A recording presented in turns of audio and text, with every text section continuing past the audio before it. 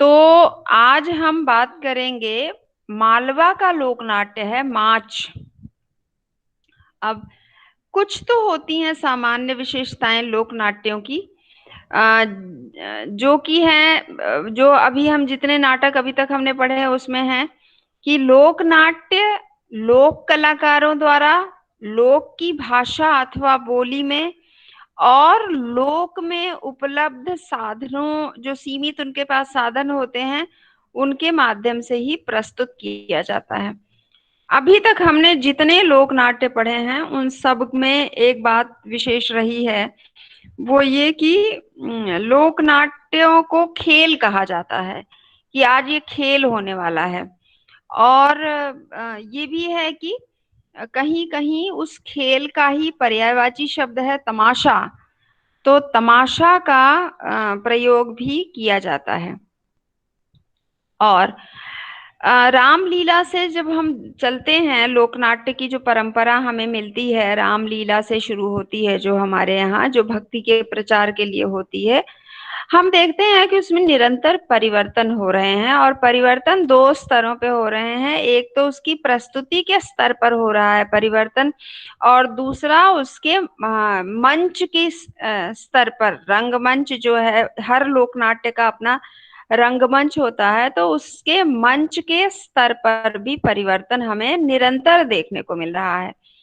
और इसे ही अगर हम कहें तो इसे विकास भी कह सकते हैं। तो ये दो परिवर्तन हम देख रहे हैं। अब जब हम बात करते हैं रंगमंच की, तो मैं वापस दोहराती हूँ, मैं हर रोज लगभग एक बार बता रही हूँ कि जब आपको पांडे सर रंगमंच का स्वरूप पढ़ाएं तो उसे बड़े ध्यान से पढ़िए और याद रखिए। आपको मेरी आवाज सुनने में कोई परेशानी तो नहीं हो रही है ना? नहीं हाँ, मैम।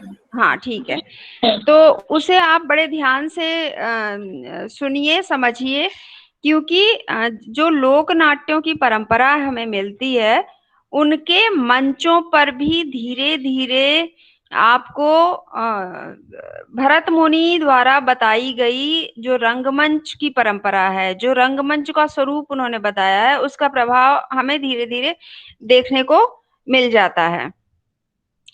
तो अब हमने देखा, हम कंपैरेटिवली तुलनात्मक ढंग से हम देखते चलें तो हमने देखा रामलीला में मंच नहीं है, रामलीला मैदान में होती है। एक गोल घेरा बना देते हैं और उसकी चर्चा हमने कर दी थी कि किस तरह से होती है। फिर हम आते हैं तो रासलीला पर। रासलीला मंदिरों के प्रांगण में हुआ करती है, वृंदावन के मंदिरों में शुरू हुई थी। और बाद में भी जब वो उसका प्रसार शुरू हुआ, देश के दूसरे हिस्सों में भी वो जाने लगी, तो रासलीला किसी बड़े, जो जैसे गांव का कोई मुखिया है, या यूं कहें कि जो पहले राजा हुआ करते थे, पहले ये जमींदार हुआ करते थे, तो इस तरह के जो लोग थे जिनके पास साधन था, जिनके पास एक बड़ी सी जगह हुआ करती थी जहां मंच भी बनाया जा सके और जहां लोग आकर के बैठ भी सकें, जो दर्शक हैं उनके बैठने की भी बराबर व्यवस्था हो सके, ऐसी जगहों पर रासलीला होने लगी। मंदिरों से बाहर निकलकर भी ऐसी जगहों पे होने लगी, पर विशेष रूप से मंदिरों में हुआ करती है, आज भी मंदिरों में ही विशेष रूप से होती है। उसके बाद हमने पढ़ा विदेशिया। विदेशिया सामाजिक स्थिति बयान करता है, और सामाजिक स्थिति में भी समाज में तो स्त्री पुरुष बाल वृद्ध सभी आते हैं, लेकिन विशेष रूप से हम देखें तो विदेशिया जो लोक नाट्य है वो समाज में स्त्रियों की स्थिति को बयान करता है। एक और कहाँ का समाज वो विशेष हो जाता है, क्योंकि लोकनाट्य हम पढ़ रहे हैं और हम देख रहे हैं कि लोकनाट्य हर प्रदेश का, और प्रदेश जो आज के हम ढंग का प्रदेश देख रहे हैं वैसा नहीं। पहले का जो एक बंटवारा था, पहले का जो राजा थे उनके रजवाड़े थे और उनका अपना राज्य था, तो उस राज्य का विस्तार जहां तक था, उस रूप में अगर हम देखें तो उस रूप में हमें मिलता है कि उस राजा के राज्य के आधार पर लोकनाट्य प्रस्तुत किए जाते थे। मतलब एक राज्य का अपना लोक नाट्य इस रूप में हम देखते हैं, क्योंकि हम माच की बात करने जा रहे हैं। और आप इसमें देखेंगे माच अधिकतर राजा भर्तृहरि, माच में राजा भर्तरी, एक्चुअली वो नाम है, बिगड़ा हुआ रूप है भर्तृहरि। और उस भर्तृहरि का तद्भव होते होते, उस शब्द का विकास होते होते वो भर्तरी हो गया। भर्तृहरि, भर्तरी, भर्तरी हो गया। इस तरह से उसका परिवर्तन हुआ। तो एक राजा का नाम आप विशेष रूप से देखेंगे, और इसी प्रकार प्रत्येक लोक नाट्य एक विशेष स्थान का अपना लोक नाट्य है, वो अपना तमाशा या खेल जो भी कहें वो है। तो इसलिए जब हमने विदेशिया की बात की, तो विदेशिया में एक विशेष स्थान के समाज की स्त्रियों की स्थिति का वर्णन किया गया है। उनकी वेदनाओं को प्रस्तुत किया जाता है विदेशिया के माध्यम से।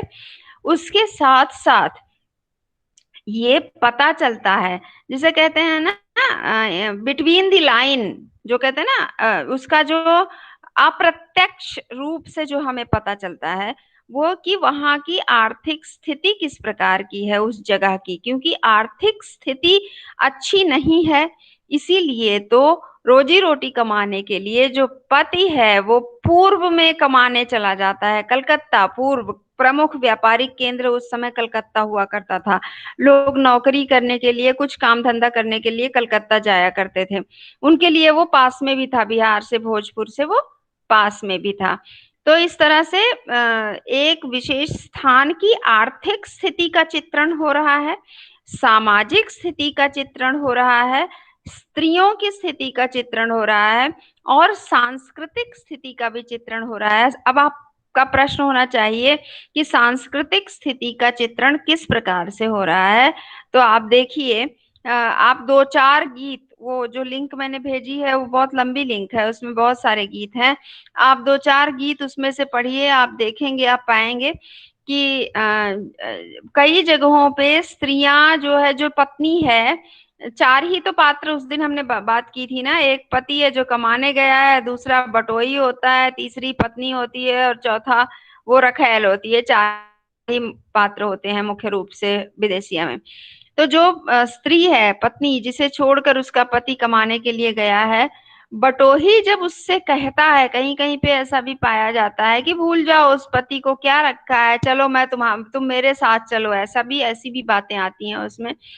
तो स्त्री बड़े ही निडरता से, बड़े ही सीधे स्पष्ट रूप से जवाब देती है कि नहीं, मैं पतिव्रता स्त्री हूं। अर्थात जो भारतीय संस्कृति की एक विशेषता है, पातिव्रत धर्म, इसकी भी बात हमें विदेशिया में मिलती है। तो ये हुई कि कुछ विशेषताएं होती हैं, हर लोकनाट्य की अपनी विशेषता होती हैं। और वो लोकनाट्य जो है वो उस स्थान की सांस्कृतिक, सामाजिक और आर्थिक स्थितियों को, परिस्थितियों को प्रकट करता है। अब इससे हम थोड़ा आगे बढ़ते हैं, और हम किस तरफ आते हैं, हम चले आते हैं मालवा की तरफ। मालवा कहाँ है? ये जो उज्जैनी है ना, उज्जैन जिसे आज हम उज्जैन के रूप में जानते हैं, तो उज्जैन जो है वो केंद्र है मालवा का। और जो हम जिस माच लोकनाट्य की बात आज हम करने जा रहे हैं, ये मुख्य रूप से उज्जैन में ही इसका शुरू हुआ था, आरंभ हुआ था इसका मंचन। तो उज्जैनी केंद्र में है, और उसके आसपास के सारे जो भी क्षेत्र हैं, जिसमें भोपाल, शाजापुर, मध्य प्रदेश का बहुत सारा हिस्सा उसमें आ जाता है। तो मालवा का लोकनाट्य है माच, जो मालवी बोली में शुरू हुआ था। आज भी मालवी बोली में इसकी प्रस्तुति होती है। और जब माच शुरू हुआ था, तब विशेष रूप से गर्मियों में, जब किसानों के पास कोई काम नहीं होता है, गर्मियों में फसल यानी गेहूं की फसल भी कट कर घर आ गई है, बहुत गर्मी है, दिन में तो वो खैर वैसे भी कुछ नहीं कर सकते, लेकिन अब उनके पास समय बिताने के लिए थोड़ा सा अवकाश मिला है उनको। तो वो अपना मनोरंजन इसी रूप में करते थे कि उन्होंने मार्च रात में मार्च का खेल आरंभ किया, और इसके माध्यम से उनका मनोरंजन भी होने लगा। तो मार्च के खेल में जमाच की जो कथा वस्तु है उसमें, जैसे कि हमने नाटक के कथा वस्तु की बात की थी, ठीक उसी ढंग से माच की कथा वस्तु भी किसी राजा अथवा किसी वीर पुरुष या किसी दिव्य चरित्र की कथा उसमें ली जाती थी। अंडरलाइन कर रही हूँ, थी, जब शुरू हुआ था तब। लेकिन धीरे धीरे आज तक आते आते मालवा माच के रूप में परिवर्तन आया है। और आज तो क्योंकि लोक नाट्यों के संरक्षण के लिए बहुत सारे मुहिम, बहुत सारे आंदोलन चलाए जाते हैं, इसीलिए जैसे आजकल भी कुछ कुछ आंदोलन चल रहे हैं, सेव द रूट्स करके एक आंदोलन चल रहा है। रूट्स यानी जो हमारी सांस्कृतिक रूट्स हैं, जड़ें हैं, उन्हें हमें सुरक्षा करनी है।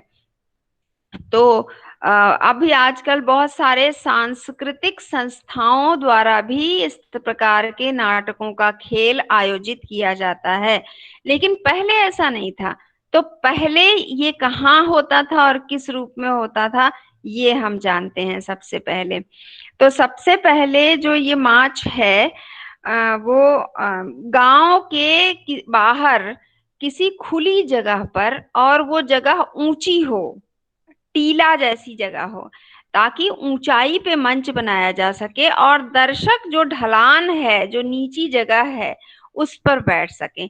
अब देखिए, अब धीरे धीरे ये लोग आ रहे हैं भरत मुनि के मंच के स्वरूप की तरफ, कि अब इनको एक ऊंची जगह चाहिए ताकि वो उस जगह पे सबको दिखाई दे सके। अब ये रामलीला की तरह नहीं है धक्का मुक्की हो रही है, आगे वाला पीछे को धकेल रहा है, पीछे वाला आगे को, क्योंकि गोल घेरे में हो रहा नहीं, ऊंची जगह पे है और बाकी लोग बैठकर आराम से देखेंगे। पहले जब कोई व्यवस्था नहीं होती थी प्रकाश की, लाइट की, तब तो ये चांदनी रातों में हुआ करता था मार्च। लेकिन उसके बाद धीरे धीरे वो गैस से जलने वाला एक आया, क्या तो उसको कहते थे, लैंप आया बड़ा सा, लालटेन से भी बड़ा हुआ करता था। पेट्रोमैक्स आ गया उसके बाद तो अभी बिजली गांव गांव तक पहुंच गई, तो उनको बल्ब और ट्यूबलाइट्स वगैरह भी मिल गई। तो प्रकाश व्यवस्था उन्होंने इस प्रकार से धीरे धीरे जैसे विकास हुआ, उन्होंने उनको अपने मंच में शामिल किया। उसके बाद पहले तो वो खुली जमीन पर हुआ करता था, खुले स्थान में। उसके बाद उन्होंने देखा कि नहीं, अब हमें मंच भी बनाना चाहिए। धीरे धीरे आदमी सोचता है कि अगर हम ऐसा कर लें तो अच्छा रहेगा, ऐसा करें करें तो अच्छा रहेगा। तो मंच बनाना शुरू किया, चौकोर मंच, लकड़ी के मोटे मोटे पट्टे लगा के, या हम लोग कहें हमारे गांव में वो तखत हुआ करता है लकड़ी का, जिस पर बैठते हैं हम, बाहर रखा रहता है। तो कई मान लो कि 8 तखत जोड़ के, 6 तखत जोड़ के एक मंच बना लिया गया एक। लेकिन मंच जो है वो 3 तरफ से खुला होता था, उसमें ऐसे कुछ आने और जाने के लिए पर्दे या द्वार नहीं लगे होते थे, 3 तरफ से पूरी तरह से खुला है। पीछे सफेद रंग का या ऐसे कुछ भी एक पर्दा जैसा लगा दिया जाता था। उसके पीछे वो लोग बैठे होते थे जिनको सहायता करनी है मंच के लोगों की, और वो बुलाना ना पड़े, ताकि वो बड़े ध्यान से उसे सुनते रहते थे। कुछ सीढ़ियां जैसी बनी होती थी ना उतरने के लिए मंच पर से, तो उन स्टेप्स पर टेक लगाने वाले बैठे रहते थे। अभी ये टेक क्या है, जैसे गीत गाया जा रहा है, तो जो लाइन में मुख्य जो अभिनेता है मंच पर है वो गा रहा है, तो उसी को वो रुक जाता है, और वो जो बैठे रहते हैं 2-4 लोग, वो जोर से दोहराते हैं। उस दोहराने से ये भी होता है कि पहले माइक नहीं हुआ करता था, तो 4 लोग मिलकर जब दोहरा रहे हैं तो वो सबको सुनाई देता था। एक हो गया। दूसरा है कि सांस लेने के लिए उसको समय मिल गया, जो मुख्य अभिनेता है, वरना वो थक जाएगा अगर लगातार अकेले वो ही गाता रहेगा। और इस प्रकार से उनको ट्रेनिंग भी दी जाती थी। तीसरी चीज आप देखिए, वो युवा कलाकार हुआ करते थे, जो टेक लगाने के लिए सीढ़ियों पर बैठते थे, उनको प्रशिक्षण देते थे। ये जो सधे हुए मजे हुए कलाकार हैं जो मंच पर हैं, वो इस तरह से उन्हें सिखा रहे, अब आप देखिए हमारे यहाँ सिखाने की भी साथ साथ परंपरा कैसी कितनी बढ़िया रही है। जैसे हमारी भारतीय संस्कृति में नहीं है, दादी हैं तो वो कुछ काम कर रही हैं तो बेटी सीख रही है तो पोती सीख रही है। तो इस तरह से देख देख कर सीखने की परंपरा हमारे यहाँ रही है। तो वहां इसमें भी यही हुआ कि तीन काम एक साथ हो रहा है, प्रशिक्षण भी उनको साथ साथ मिल रहा है। तो ये हो गया। अब ऊपर पहले तो ऊपर भी खुला हुआ होता था वो मंच, सिर्फ तखत डाल दिया गया और कुछ नहीं है। लेकिन बाद में धीरे धीरे उनको लगा, तो एक सफेद कपड़ा जिसे कंतान कहते हैं, सफेद कपड़ा जो है वो लगा दिया जाता था ऊपर भी, ताकि छाया रहे, बाकी लोग वहां बैठते थे। अब मन इस ये भी संगीत प्रधान है। जैसे विदेशिया है ना, उसमें संवाद बहुत कम है, ठीक ये भी परंपरागत रूप से माच जो है वो संगीत प्रधान लोक नाट्य है। इसमें भी गीत ही ज्यादा होते हैं लेकिन सधे हुए। विदेशिया एक ही टाइप का, एक प्रकार का गीत है, उसके गाने का भी एक अपना एक तरीका है निश्चित। लेकिन ये जो माच है ना, ये इसमें कुछ शास्त्रीय रागों को शामिल किया जाता है, कुछ स्थानीय और शास्त्रीय छंदों को शामिल किया जाता है। जैसे दूहा छंद, दोहा से थोड़ा अलग होता है, और अलग उतना ही है क्योंकि ये लोक बोली में रचा गया है, तो मात्राओं मात्राओं में थोड़ा अंतर देखा जाता है। तो दूहा छंदों में सबसे पहले रचा जाता था, उसके बाद दूसरे छंद भी इसमें शामिल होते गए। और कुछ राग इसमें शामिल हुए। अभी मैं बात करूंगी कि कौन कौन से राग हैं उसमें। और इसके साथ ही दूसरी जो बात है वो है कि इसके साथ माच के साथ अम, बिल्कुल अनिवार्य रूप से दो मुख्य वाद्य यंत्र जुड़े हुए हैं। एक तो ढोलक और दूसरी सारंगी। ढोलक और सारंगी मुख्य वाद्य हैं ये। आप देखिए अलग अलग जितने भी लोक नाट्य होते हैं उन सबके अपने वाद्य होते हैं। आप नौटंकी देखने जाइए तो उनका मुख्य वाद्य होता है नक्कारा, जिसे नगाड़ा भी कहा गया बाद में। नक्कारा हुआ करता है, वो उस पे जोर जोर से बजाते हैं और फिर शुरू करते हैं इस तरह से। माच का मुख्य है ढोलक और सारंगी। और बड़े विस्मय की बात है ये, माच का खेल रात को 9-10 बजे शुरू होता है और भोर तक चलता है। पूरी रात आप समझिए 6-7 घंटे गीत और वाद्य बजते रहते हैं, गाए जाते रहते हैं। एक ही व्यक्ति होता है जिसे ढोलकी कहा जाता है, जो ढोलक बजाने वाला होता है, बड़ा सधा हुआ होता है। क्योंकि ढोलक आप 1 घंटा भी बजाएं तो हाथ दर्द करने लगता है, तो वो तो पूरी रात बजाता था। तो बजाया करते हैं वो लोग। तो इसलिए वो बड़ा ही अभ्यस्त होना चाहिए, जो ढोलक बजा रहा है अभ्यस्त होता है। दूसरी चीज है, अच्छा अब ये पूरी रात चलने वाला है, तो लोग अपना, क्योंकि खुले मैदान के नीचे हो रहा है, गांव में ओस पड़ने लगती है, गर्मी के दिनों में भी ठंड लगती है, तो लोग अपनी अपनी व्यवस्था करके आते थे। अपना बिछौना कुछ ले आए, कुछ ओढ़ने के लिए एक चादर या शॉल ले लिए, इस तरह से वो लोग लेकर आते थे। तो ये है आपका मार्च।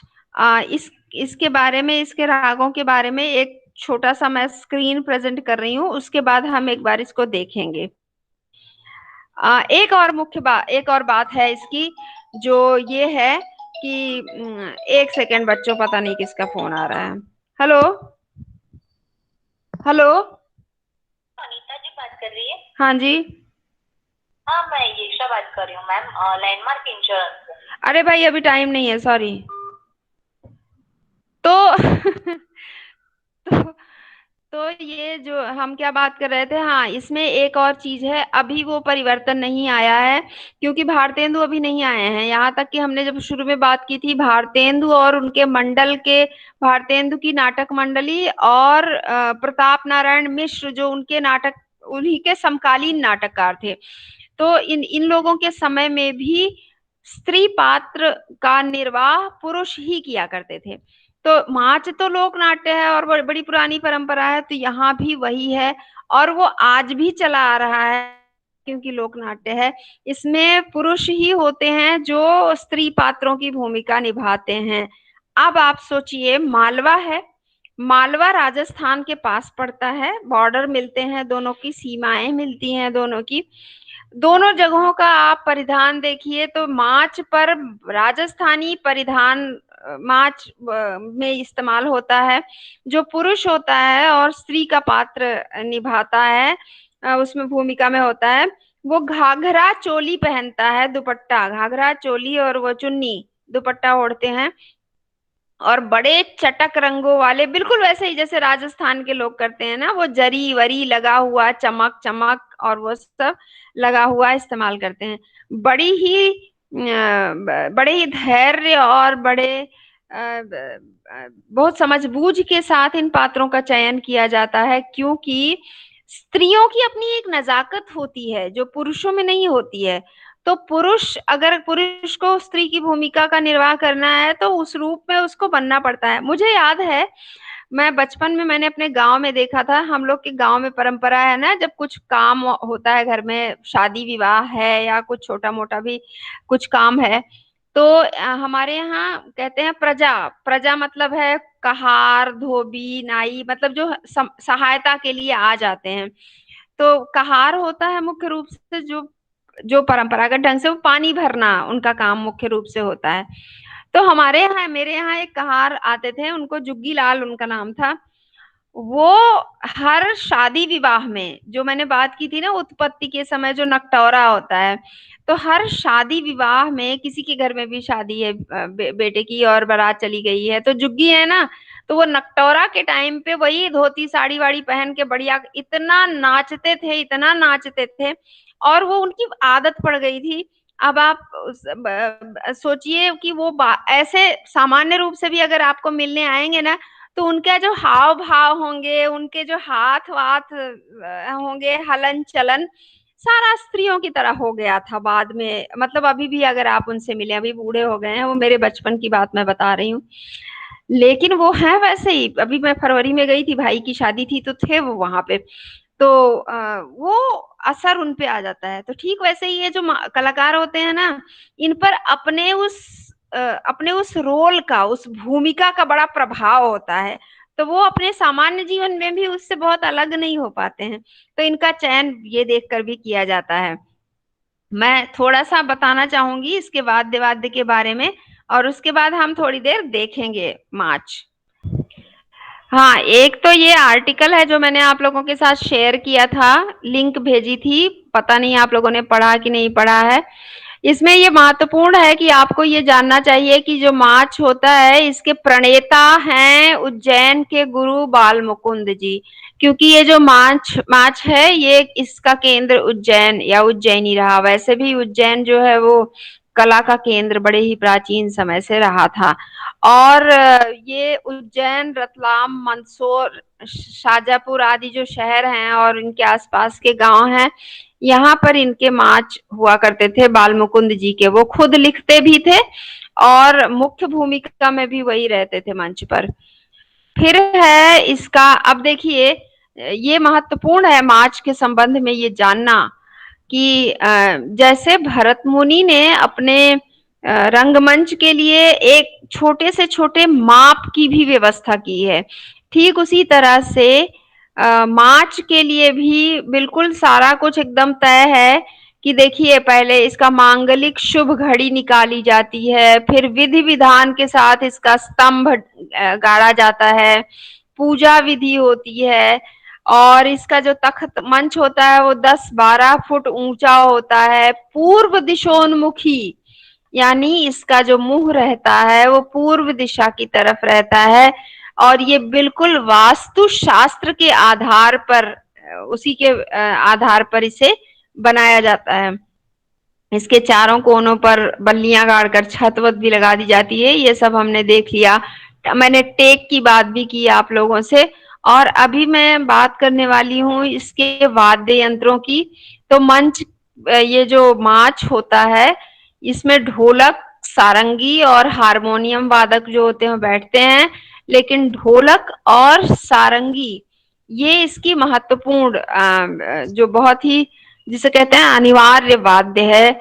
इसको कहा ही जाता है, ये देखिए मूलतः ढोलक और सारंगी का खेल है। और इसके लिए एक और विशेष बात यह है कि जो मैं बात कर रही थी कि प्रमुख पात्र जो होते हैं पुरुष ही होते हैं, और वो फिर देखिए अचकन, कमर में दुपट्टा और चूड़ीदार पजामा। अच्छा, ये सहायक पात्र होते हैं। इसके अतिरिक्त जो स्त्री पात्र होते हैं वो पक्की जरी की चुनरी, साड़ी, रेशमी घाघरा, लहंगा, साटन की काचली, ये सब पहने, जिसकी हमने बात कर ली है। और मंच की प्रस्तुतियां जो होती हैं और रूढ़ियां जो हैं वो जरूरी देखिए जानना है कि इसमें भी मंगलाचरण होता है और गणेश वंदना से इसका आरंभ होता है। रामलीला और रासलीला का आरंभ, रामलीला का आरंभ राम और हनुमान और उनसे जुड़े जितने देवी देवता हैं उनकी स्तुति से होता है। रासलीला का आरंभ कृष्ण की आरती से होता है और मार्च का आरंभ गणेश वंदना से होता है। और कल हमने देखा था विदेशिया का आरंभ किससे होता है, वहां पर भी रामायण रामचरितमानस का जो मंगलाचरण का श्लोक है वही ले लिया जाता है, वही गाया जाता है भजन के रूप में। और इसमें मुख्यतः दूहा छंद में जो मार्च के बोल हैं वो निबद्ध होते हैं। और इसमें कुछ रंगत भी होती है। रंगत का मतलब है कि वो दूहा छंद जो लिखा जाएगा वो किस तरह से लिखा जाएगा। तो छोटी रंगत, बड़ी रंगत, दोहरी, कहरी, ये सब इसके कुछ नाम है। फिर ये महत्वपूर्ण है, देखिए शास्त्रीय राग रागिनियों में राग कलिंगड़ा, असावरी, सोरठ, मांड, पीलू और भैरवी के साथ होली, फाग, रसिया, गनगौर, कजरी, बधावा, मामेरा आदि मालवी लोक संगीत का भी इसमें समावेश किया जाता है। तो ये जो लोक नाट्य तो है ही, लेकिन इसमें जो गीत लिए जाते हैं वो लोक गीत होते हैं मुख्य रूप से। उसके बाद क्या हुआ कि मार्च में परिवर्तन आया। ये तो हुई परंपरागत बात की परंपरागत रूप से ये इस तरह से खेले जाते थे। धीरे धीरे इसमें संवाद भी आ गए। पहले सिर्फ संगीत था, अधिकतर संगीत था, बीच बीच में कुछ एक दो लाइन कोई बोल दिया करता था, लेकिन बाद में इसमें संवाद घुस गए। और जब मार्च में संवादों का प्रवेश हो गया तो मार्च की जो आधुनिक कृतियां हैं उसमें समाज की जो कुछ समस्याएं हैं, आर्थिक सामाजिक वगैरह समस्याएं, उनका भी मंचन, उनका उसकी प्रस्तुति भी मार्च के माध्यम से होने लगी। जैसे भूदान आंदोलन पर आधारित धरती को दान और नवनिर्माण विषय पर उगता सूरज तथा परिवार नियोजन, जितनी भी समस्याएं जैसे जैसे धीरे धीरे आई। और अब ये कोई आश्चर्य नहीं है, आप लोग देखिएगा थोड़े ही दिनों में कोरोना पर भी शायद मार्च खेला जाए, मार्च खेल की प्रस्तुति हो। तो इस तरह से जो भी जिस भी प्रकार का समय आया, जो समस्याएं समाज में दिखी, मार्च के कलाकारों ने उसकी प्रस्तुति की मार्च के मंच पर। और ये उनकी जागरूकता का परिचायक है कि कलाकार जो है वो अपने समाज से अलग कैसे रह सकता है। तो इसलिए जागरूक रहा है मार्च का कलाकार और उसने समय समय पर इस प्रकार की प्रस्तुतियां दी। अब एक विशेष बात इसकी है, देखो मार्च कोई किसी राज्याश्रय में नहीं पला है। राज्याश्रय होता है जैसे पहले के जमाने में कुछ कवियों ववियों को राजा अपने राज्य में आश्रय देते थे, जैसे बिहारी को भी महाराज जय सिंह ने दिया था।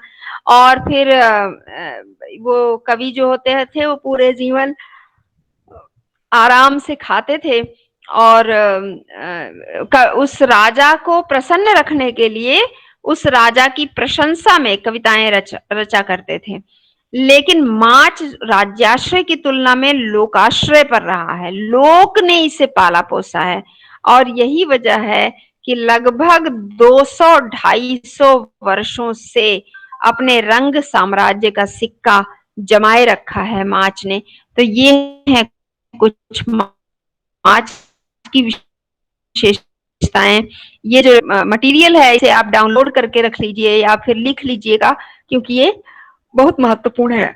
अब जो हमने देखा और जो हमने बातें की उसके आधार पर देखिए, ये एक मार्च है।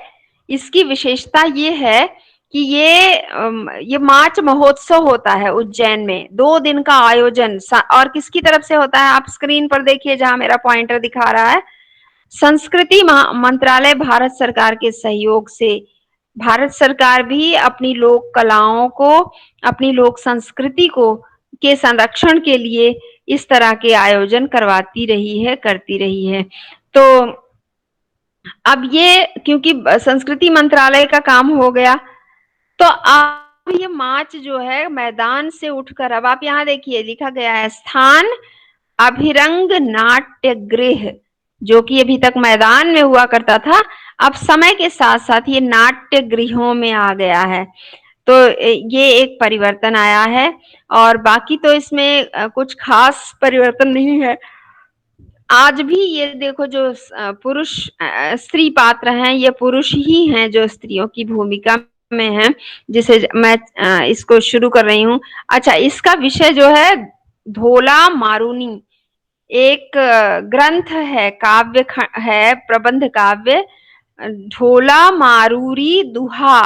दुहा मतलब ये वही दुहा छंद जिसमें माच की रचना होती थी। तो ढोला मारू जो है वो ये एक प्रेम कथा है और दुहा छंद में रची गई है, और उसी कथा को प्रस्तुत कर रहे हैं ये कलाकार। आप इसे खाली देखते रहिए और मेरी बातें सुनिए, ठीक है। हमारा जी उद्देश्य इसे इसके मंच की चर्चा करना है।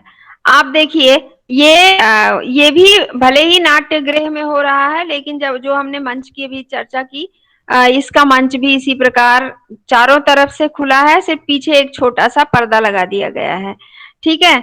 और यहाँ पे भी देखिए, ये कुछ कुछ लोग दिख रहे हैं जो टेक देने वाले होते हैं, हालांकि सभी दिखते नहीं हैं।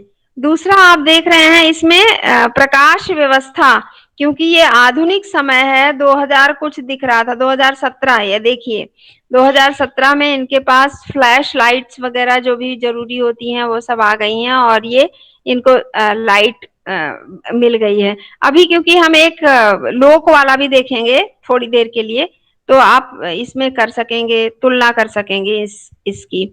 आप देखिए, ये जो बीच बीच में मुझे क्योंकि आवाज आ रही है इसलिए मैं आप लोगों से बता सकती हूँ, ये बीच बीच में ये कुछ डायलॉग बोलने के लिए खाली आते हैं, बाकी ये जो पात्र हैं ये नृत्य कर रहे हैं एक विशेष संगीत पर, और बीच बीच में आकर यही उसमें उसकी ताल में ताल मिलाते हुए गाते भी हैं। ये देखिए, माइक के पास आते हैं, एक बार गा लेते हैं, फिर वो टेक देने वाले जो है ना, वो जब गा रहे होते हैं तब इनका ये नृत्य कर लेते हैं। आप समझ रहे हैं, देख रहे हैं कितना लयात्मक ढंग से, कितना तालमेल बिठाकर यहाँ पर काम होता है। और साथ में ये देखिए, ये जो पुरुष है ये भी कुछ कुछ ये बीच बीच में संवाद दे दिए गए हैं, ये इनसे आपस में कुछ बात कर रहे हैं। ये भी एक प्रेम कथा है ना, क्योंकि ढोला मारू, तो ये ढोला और मारू ये दोनों उसी के की भूमिका में है ये दोनों। और अब देखिए, सिर्फ एक या दो सेंटेंस वाक्य बोलते हैं, संवाद बोलते हैं, और उसके बाद अपना नृत्य इनका आरंभ हो जाता है, क्योंकि संवाद नहीं है इसमें, संवाद बहुत कम है, सिर्फ संगीत अधिक है, नृत्य अधिक है। आप इनको भी पहचानने का प्रयास कीजिए, ये जो घंघरा और चुन्नी वाले कलाकार हैं, ये भी पुरुष कलाकार ही हैं मुख्य रूप से। और मंच की जो साज सज्जा है वो बिल्कुल सादी है, ये बताने के लिए कि लोक जो है वो उसका जो मंच होता है वो इसी प्रकार का होता है, बिल्कुल कम संसाधनों में वो अपनी प्रस्तुतियां देते हैं। अब आप अगर देखें, ये तो आज का है, ये संस्कृति मंत्रालय की तरफ से है, इसके लिए इनको पैसे मिले होंगे, और उन पैसों से ये अपनी व्यवस्था कर सके होंगे, बहुत सारी व्यवस्थाएं वो अपने वेशभूषा, परिधान और साज सज्जा के लिए जो आवश्यकता थी कर सके होंगे। अब हम चलते हैं जो बिल्कुल लोक वाला है, उसको एक को देखते हैं, उसके बाद मैं आप लोगों से बात करती हूँ। अभी एक हम लोक का देखते हैं।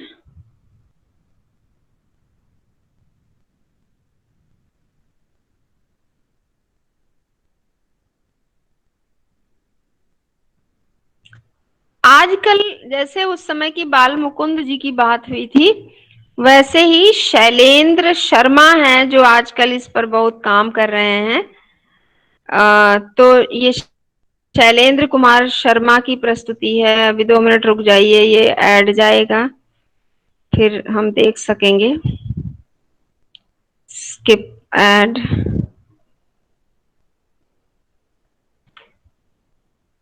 मार्च की गजल है ये। सबसे पहले जो मंगलाचरण के रूप में गजल प्रस्तुत की जाती है, भैरव वंदना कर रहे हैं ये लोग इसमें। अच्छा, इसकी आवाज सुनाई दे रही है कि नहीं सुनाई दे रही है? मैम इसकी भी आवाज सुनाई नहीं मैम। हाँ? नहीं आ रही मैम आवाज। अच्छा, इसका मतलब आवाज में प्रॉब्लम है। ठीक है, चलो ऐसे ही देख लेते हैं। ये भैरव वंदना कर रहे हैं ये लोग। अब आप इनकी वेशभूषा से देख सकते हैं, ये लोक कलाकार हैं, गांव के हैं। और जैसे कि हमने बात की थी ना, मुख्य वाद्य ढोलकी ढोलक होती है। और ये देखिए, सामान्य वेशभूषा में जो घर में पहनने जाते हैं, उसी वेशभूषा में ये कलाकार हमारे सामने दिख रहे हैं। थोड़ा सा मैं आगे इसको बढ़ाती हूँ, और जब इनकी प्रस्तुति होने लगती है तब आप देखिए।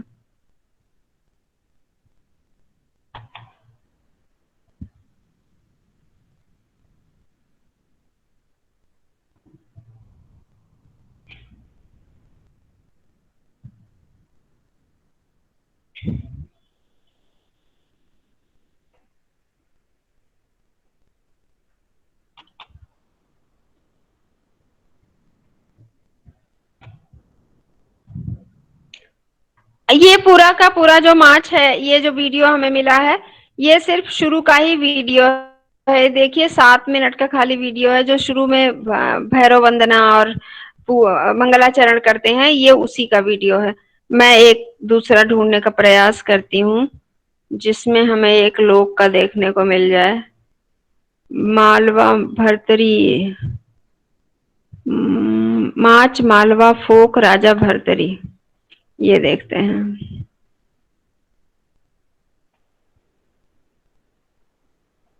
लेकिन ये भी नाट्य गृह का है, तो इसमें भी कोई आपको हमें अंतर नहीं देखने को मिलेगा। ये देखिए, ये लोक का है।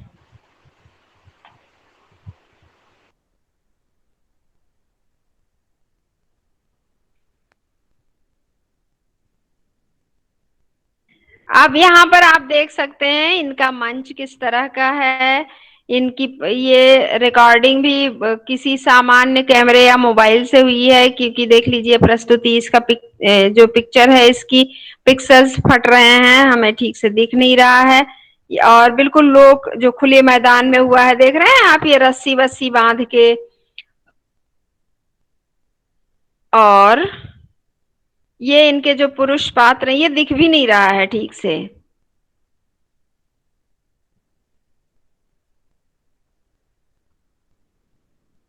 यहीं पे देखना सही लग रहा है, क्योंकि इसके पिक्चर्स नहीं। ये देखिए, इनके वाद्य वाले बैठे हुए हैं। पीछे जो हमने चर्चा की वो एक पर्दा है, और बाकी ये खुले मैदान में हो रहा है, लोक का है। तो ये है हमारे लोक नाट्य कुछ कुछ, और जिन्हें सहेजने का, संजोने का सरकार द्वारा और अन्य कुछ एजेंसियों द्वारा प्रयास चल रहा है। लेकिन कितना हम सफल हो पाते हैं मुझे नहीं पता। आप जैसे जो विद्यार्थी हैं, जो पढ़ रहे हैं, मुझे लगता है कि हम पढ़ते इसीलिए हैं ताकि हम अपनी लोक संस्कृति की रक्षा करने के लिए कुछ प्रयास कर सके। कितना करेंगे वो नहीं पता। दूसरी चीज, एक मैं बात करना चाहती हूँ, ये जो कुछ भी हम साहित्य पढ़ रहे हैं, इसका हम उपयोग कैसे करेंगे अपने जीवन में। तो क्योंकि ना हमारे हम जो पढ़ाई कर रहे होते हैं, सिर्फ डिग्री लेना उद्देश्य नहीं होता है। उससे हम आगे चलकर अपना करियर कैसे बना पाएंगे, वो भी होता है। तो इस तरह से करके हम लोग हम आप विद्यार्थी जो हैं, कुछ सहेज सकें अगर आप अपनी भाषा बोली की लोक कलाओं को, तो ये बहुत बड़ा योगदान होगा अपनी संस्कृति के लिए।